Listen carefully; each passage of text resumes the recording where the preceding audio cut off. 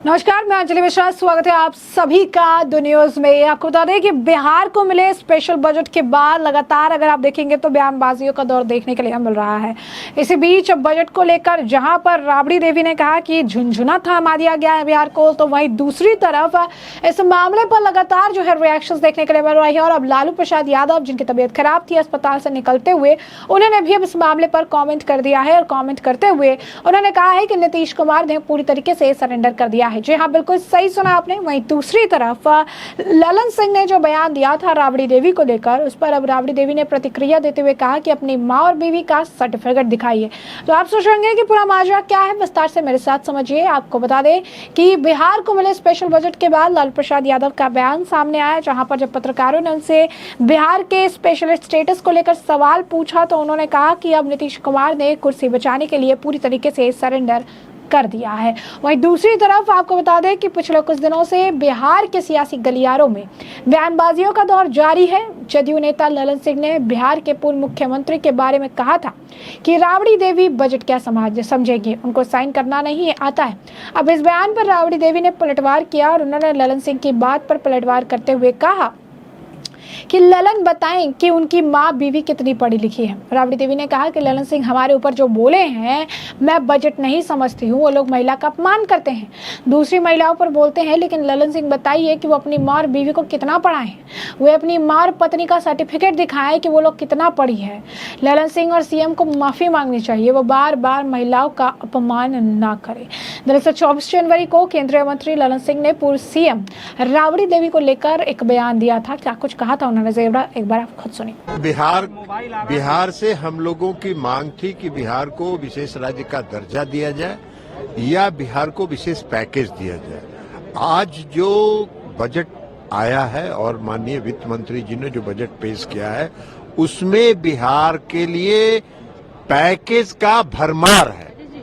आप जिस भी क्षेत्र में देखिए, चाहे वो इंफ्रास्ट्रक्चर को स्ट्रेंथन करने के क्षेत्र में हो, चाहे पर्यटन को विकसित करने के क्षेत्र में हो, चाहे सिंचाई के क्षेत्र में हो, हर क्षेत्र में योजनाओं का भरमार है। तो इसलिए बिहार को आज इससे ये योजनाओं के लागू हो जाने के बाद बिहार के विकास का दर और बढ़ेगा। बिहार वैसे ही दोहरे विकास दर के साथ पिछले कई वर्षों से है और इसलिए बिहार का विशेष और बढ़ेगा, बिहार का विकास और होगा। और राबड़ी देवी जी का तो बजट पर भी प्रतिक्रिया दे रही हैं। दस्तखत तो कितना लंबा करती हैं, वो कभी उनका दस्तखत भी देख लिया कीजिए। तो अब बजट जैसा चीज उनको कहाँ समझ में आएगा। तो जैसा कि आपने सुना, उन्होंने कहा कि अब राबड़ी देवी भी बजट पर प्रतिक्रिया दे रही हैं। कभी उनका दस्तखत देखे हैं, कितना लंबा साइन करती हैं, बजट जैसी चीजें उन्हें कहाँ से समझ आएगी। ललन सिंह की इसी प्रतिक्रिया जो है, ये प्रतिक्रिया तब सामने आई थी जब राबड़ी देवी ने केंद्रीय बजट में बिहार को मिले पैकेज को झुनझुना बताया था। क्या कुछ कहा था राबड़ी देवी ने उस दौरान, जरा सुनिए। देखिए, जो बजट आया है बिहार के लिए और पूरे देश के लिए, ये कुर्सी बचाने के लिए आंध्र प्रदेश में और बिहार के दिया है। कुर्सी बचाने के लिए माननीय नरेंद्र मोदी जी अपना कुर्सी बचाने के लिए 2 राज्य के दिए हैं और सब राज्य छोड़ दिए, पूरा देश छोड़ दिए। तो ये तो पॉकेट मिला है, पॉकेट से क्या होगा।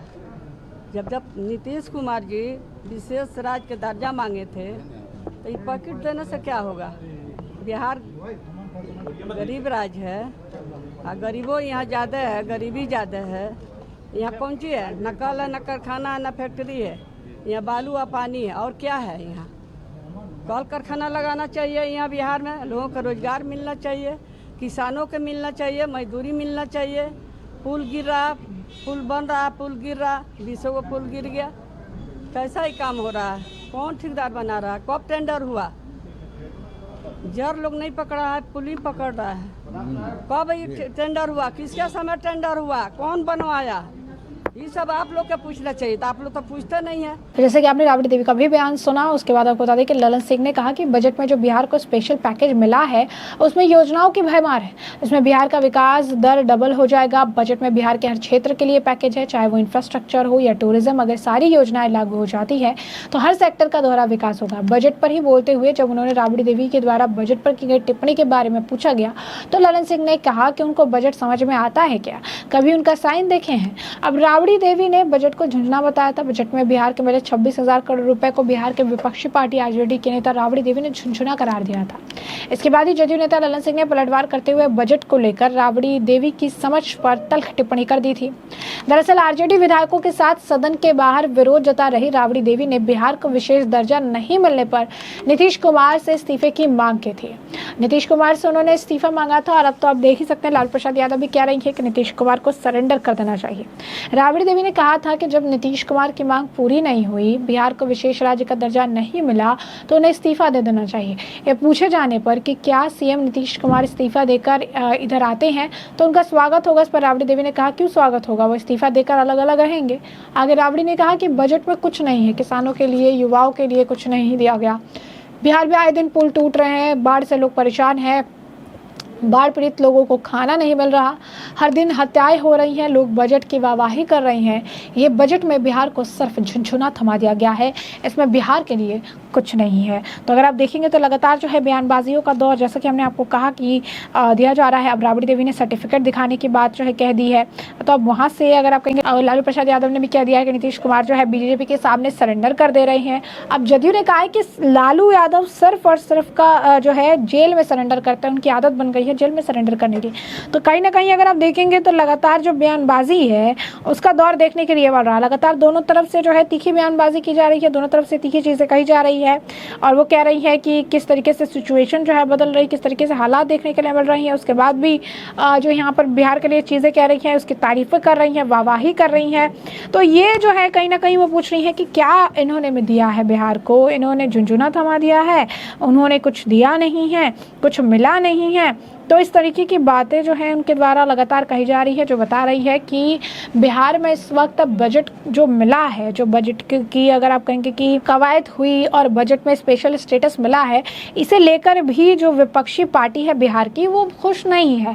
उन्हें यहाँ पर भी मसला हो रहा है, यहाँ पर भी उन्हें सवाल जो है तीखे तीखे बोल रही हैं, चीज़ें वो कह रही हैं, क्योंकि कहीं ना कहीं उन्होंने शायद वो एक्सपेक्ट नहीं किया था, या फिर उनको लगता है कि स्पेशल राज्य, पहले कहते थे स्पेशल राज्य का दर्जा दीजिए, स्पेशल पैकेज दे दीजिए, अब स्पेशल पैकेज मिल गया है। खुद नीतीश कुमार कहते हैं कि हम इससे खुश हैं, हमें जो स्पेशल पैकेज मिला है, जो चीज़ें मिली, हमें इसमें कोई आपत्ति नहीं है।